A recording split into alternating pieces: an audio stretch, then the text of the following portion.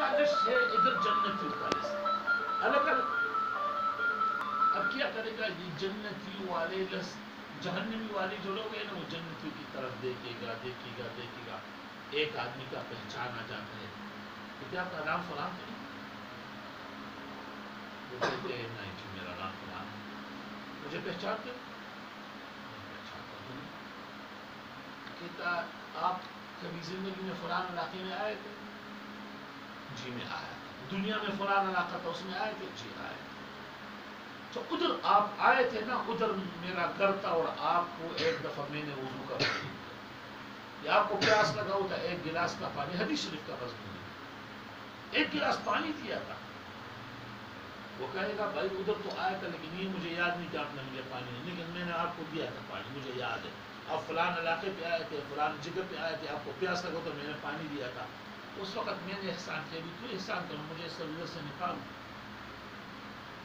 وہ دعا کرے گا الہی. آدمی کہتا ہے کہ میرا دنیا میں آپ پر ایک احسان ہے، اس کے احسان کے بدلے میں ابھی مجھے نکال دے ادھر سے. یا رب مجھے فرمائے گا ٹھیک ہے آپ پر احسان ہے تو اس کے لیے اس کو نکال دو.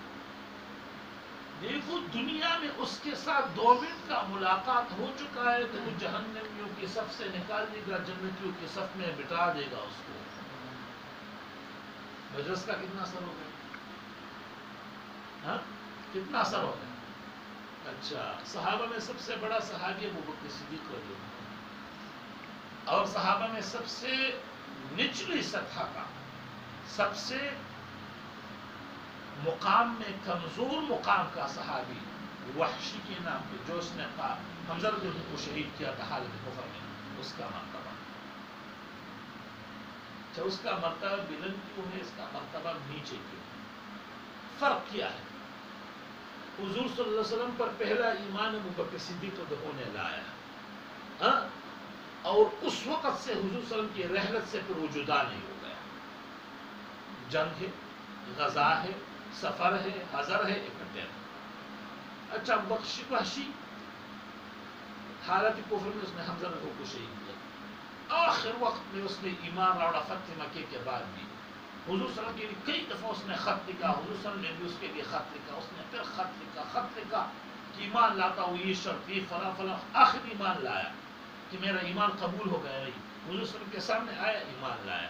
حضور صلی اللہ علیہ وسلم نے فرمایا ایمان لایا تو آپ کا ایمان قبول ہے، ایمان قبول ہے، لیکن تم میرے سامنے نہیں آ، کیونکہ میں آپ کو دیکھتا ہوں تو مجھے چچا یاد آ جاتا ہے، ضرور دیکھنے یاد، مجھے دکھ پڑا ہو جاتا ہے. اب وہ نے تو ایک دفعہ تو حضور صلی اللہ علیہ وسلم کے ہاتھ میں ہاتھ دے دیا نا، عشق تو ہو گیا نا، اب دل تو وہ دے بیٹھ گیا نا، اب ادھر سے تو اٹھ گیا تو وہ رونا شروع ہو گیا. اچھا میں اس رخ کو کس طرح چھوڑ دے گا؟ وہ باہر بیٹھ جاتا ہے، کبھی کھڑکی کی سوراخ سے دیکھتا ہے، کبھی دروازے کی سوراخ پہ روتا ہے. 3-4 دن کئی دن لگ گیا اس طرح. وہ چپکی دور سے دیکھتا ہے. آخر صحابہ کرام نے اس کے لیے کہا کہ دیکھو نا، آپ کے لیے تو حضور صلی اللہ علیہ وسلم کا حکم ہے کہ مجھ سے دور ہوا، جاؤ، یہ حکم ہے آپ کے لیے، نکل جاؤ ادھر سے. پھر وہ نکل گئے اور اطراف شام وغیرہ میں وہ جہاد کرتے تھے، لڑتے تھے. وہ کہتے ہیں کہ میں نے حالت کفر میں اتنا بڑے آدمی کو شہید کیا، اب حالت اسلام میں بھی تو کسی بڑے کافر کو میں قتل کروں.